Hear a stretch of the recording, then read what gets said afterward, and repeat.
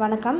இன்றைக்கி நம்ம பார்க்க போகிறது என்னென்னா உளுந்தஞ்சோறும் அதுக்கு தொட்டுக்க எள்ளு துவையலும். இந்த உளுந்தஞ்சோறு எள்ளு துவையல்னால நமக்கு கிடைக்க போகிற முக்கியமான பயன் என்னென்னா, இப்போ இருக்க சூழ்நிலையில் பெரும்பாலும் நிறைய பேருக்கு உடல் சூடு அதிகமாக இருக்குது. அந்த அதிகப்படியான உடல் சூட்டை குறைச்சி நம்ம உடம்புல இருக்க பித்தத்தினோட அளவை சமநிலையில் வச்சுக்கிறதுக்கு வாரத்தில் ஒரு முறை நல்லெண்ணெய் தேய்ச்சி குளிச்சுட்டு உளுந்தஞ்சோறும் எள்ளு துவையலும் செஞ்சு சாப்பிட்டோம்னா நம்ம உடம்புல இருக்க அதிகப்படியான சூடு குறைஞ்சி பித்தத்தினோட அளவு சமநிலையில் இருக்கும்.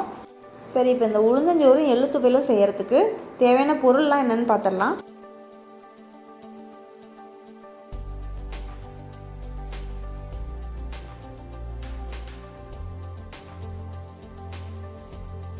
இந்த உளுந்தஞ்சோறுக்கு தேவையான அரிசியை முதல்ல ஊற வச்சிடலாம். பொதுவாக அரிசி ஒரு அரை மணி நேரம் ஊறுனா சாதம் சாஃப்டாக நல்லாயிருக்கும். அதனால் இந்த அரிசியை ஊற வச்சுட்டு நம்ம உளுத்தம்பருப்புலாம் வறுக்க ஆரம்பித்தோம்னா சரியாக இருக்கும். இதுக்கு நான் தோல் நீக்கப்படாத கருப்பு உளுந்து 3/4 கப் எடுத்திருக்கேன். உளுத்தம்பருப்பினுடைய வாசம் அதிகமாக வேண்டாங்கிறவங்க இதில் அரை கப் மட்டும் கூட எடுத்துக்கோங்க. நான் இந்த உளுத்தம்பருப்பை ஏற்கனவே 2 முறை நல்லா கழுவி வச்சுட்டேன். ஏன்னா இதை வறுத்து அரைக்க போகிறோம், அதனால் வறுக்கிறதுக்கு முன்னாடியே கழுவி வச்சிடலாம்.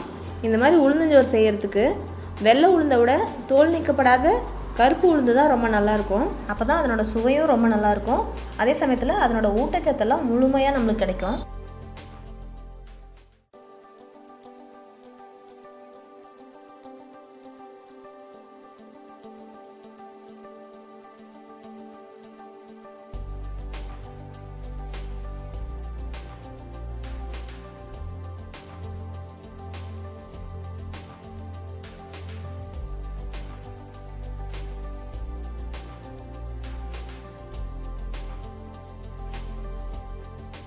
இதெல்லாம் கொஞ்சம் நல்லா ஆறட்டும்னு கொரகொரப்பாக அரைச்சி எடுத்துக்கலாம். முதல்ல மிளகாய் போட்டு கொஞ்சம் அரைச்சிட்டு அதுக்கப்புறமா இதெல்லாம் சேர்த்து கொஞ்சம் கொரகொரப்பாக அரைச்சி எடுத்துக்கலாம்.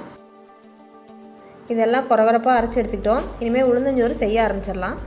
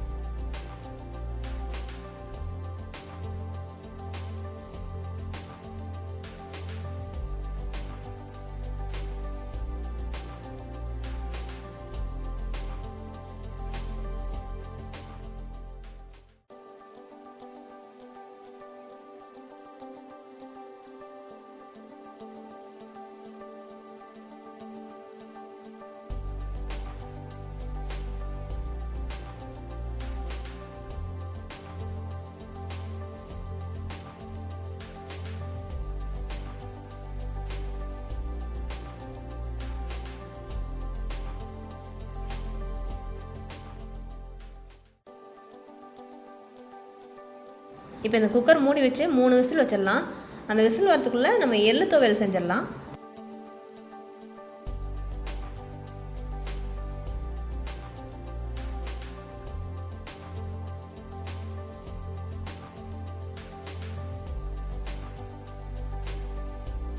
நான் இந்த எள்ளை ஏற்கனவே வறுத்து வச்சுருக்கேன்.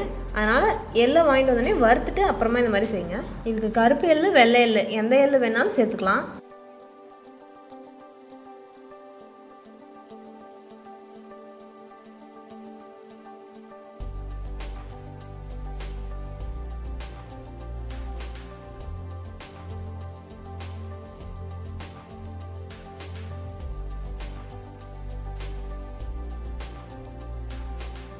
இப்போ இது நல்லா சூடு ஆறட்டும்னு அரைச்சி எடுத்துக்கலாம்.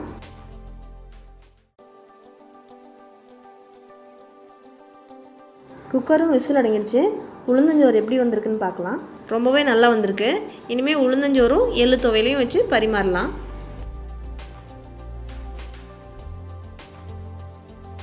ஊட்டச்சத்துக்கள் நிறைந்த கருப்பு உளுந்தஞ்சோறும் எள்ளு துவையலும் தயார். சாப்பிடலாம்.